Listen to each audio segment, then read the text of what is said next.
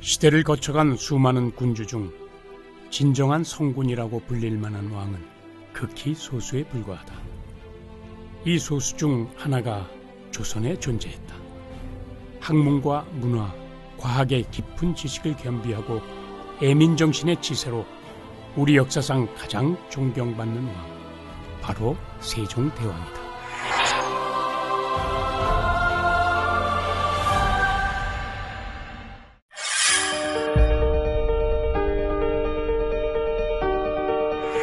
(1397년에) 출생한 세종대왕의 이름은 이도. 태종과 원경왕후 민씨의 셋째 아들로 태어났습니다.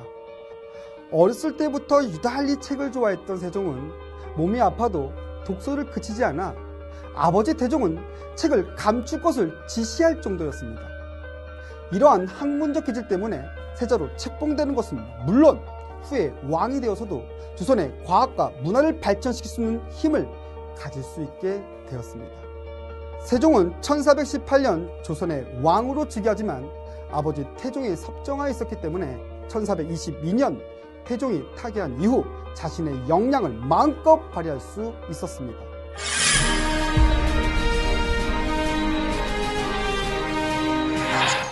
세종대왕은 국방에 있어서도 대단한 발전을 가져왔다.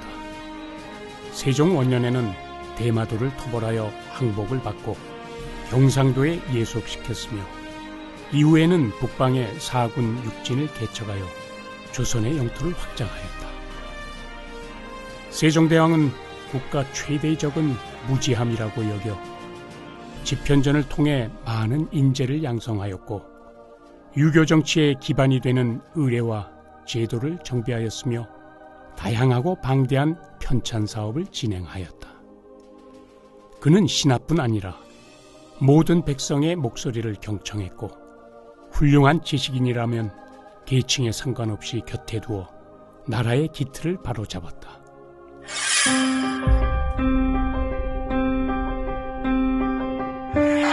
세종대왕은 과학에 대한 애정과 열정으로 인재를 양성하고 그들의 작업을 지원하였다. 그 결과 중 하나가 바로 세계 최초 치국이다. 강우량 기록은 농업 생산력 파악과 수학기술 및 관계법 개선에 도움을 주었다. 이 밖에도 생활, 천문, 군사, 농업 분야 등 수많은 발명품들이 세종의 시대에 발명되었다. 세종대왕은 예술 애호가였다. 특히 음악에 대한 그의 사랑은 중국 전통음악을 연구하여 조선만의 새로운 음악으로 재탄생시켰다. 그는 악기 제작자들로 하여금 다양한 악기의 디자인을 개선하고 새로운 악기를 개발하도록 하였으며 정대업과 같은 종묘 제례악곡을 직접 쓰기도 했다. 또한 세종대왕은 백성의 건강을 위해 의료기관을 정비하고 의서를 편찬하였으며 노비와 죄수의 인권을 보장하는 법과 제도를 개선하는 등 모든 분야에서 시대를 앞선 생각으로 나라의 문화를 발전시켜 나갔다.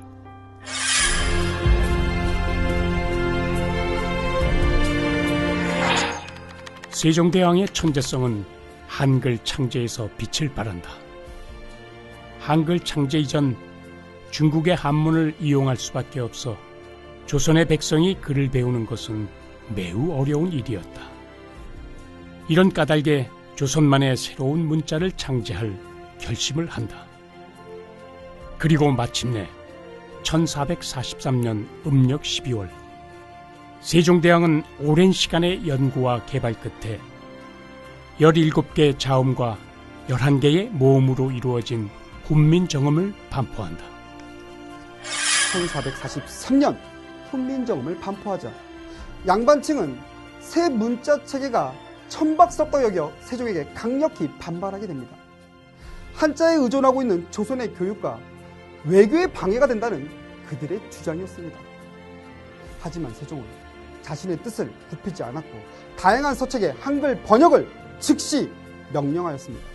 세종은 온 백성에게 교육의 기회를 제공하고자 하였고 그리고 실천하셨습니다. 그는 정보가 온 백성에게 퍼지고 흐르기를 원했고 그리고 실현하셨습니다. 백성들은 읽고 이해했으며 이는 결국 조선의 자주정신과 주체성 강화로 이어지게 되는 것입니다.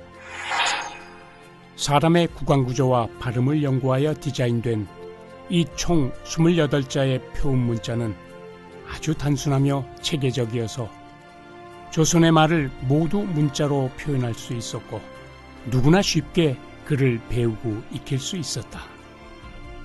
인류 문자 발달의 정점에 서 있는 한글은 세 개의 문자들 중 만든 사람과 반포한 날짜 그리고 글자를 만든 원리를 모두 알 수 있는 유일한 문자이다.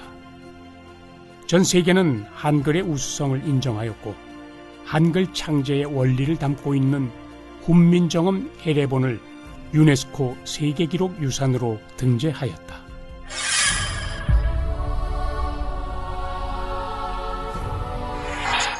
업적이 늘어갈수록 세종의 건강은 1440년을 기해 쇠하기 시작해 결국 1450년 초 붕어하였다. 이후 조선은 세종대왕이 다진 토대 위에 찬란한 역사를 이어나간다. 조선 역대 가장 현명하고 능력 있는 왕으로 기억되는 세종대왕. 그는 정치, 과학, 예술, 문학의 개발을 통해 조선의 황금 시대를 열고 백성을 사랑하는 마음으로 조선을 다스렸다. 그리고 그가 남긴 위대한 유산은 오늘날에도 우리의 지식과 문화를 전파하는 데 사용되고 있다. 이것이 바로 우리가 세종대왕을 기리고 또 한 번 새로운 세종시대를 꿈꾸는 이유이다.